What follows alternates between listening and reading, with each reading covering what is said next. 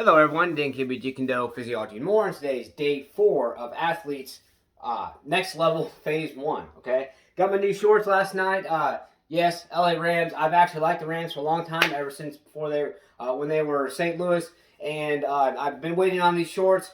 Like I said, like I told you before, I've actually spent the last 2 NFL seasons trying to figure out my favorite team. It used to be the Steelers, and I liked them for a while, but what I look for in a team is a team that pulls together. It's not just because they won Super Bowl. Honestly, it was a toss-up to me between the Bengals and the Rams, who made the Super Bowl, because I've been watching both teams as well as a few more teams as well. So it wasn't just that I was picking between those, but I finally decided things like that. Excited about my shorts here. Okay, so as far as athletes to get into that next level, like I had mentioned yesterday, you must push yourself past the point you don't want to and have that mindset of a champion. And what are different ways we can do that?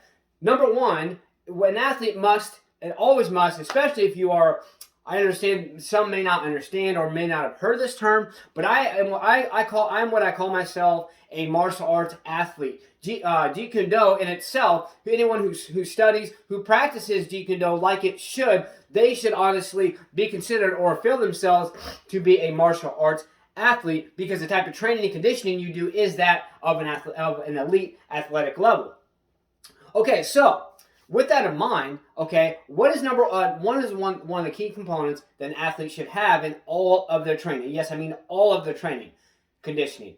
Every single type of training they do should be some form of conditioning. Yes, you want your mobility exercises, your flexibility exercises, but as far as actual training itself, I understand, yes, football players, they need to build power and strength, but why not just do a lot of those at the same time? So, for instance, a lot of people do like circuit training, where they're going and they're doing like a little bit lighter weight than what they would normally do for 30 to 45 seconds, and that's great for blood flow, muscle functionality, things like that. How about get the best of both worlds?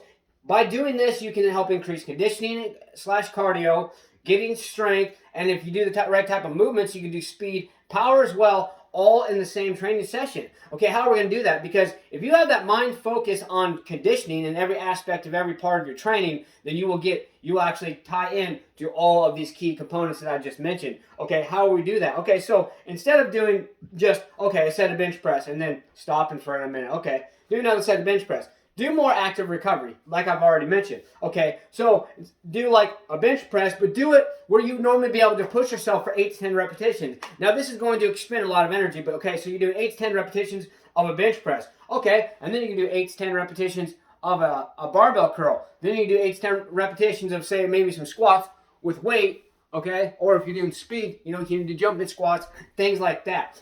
Conditioning. If you are including all aspects of conditioning in your training, you're getting the multiple benefits.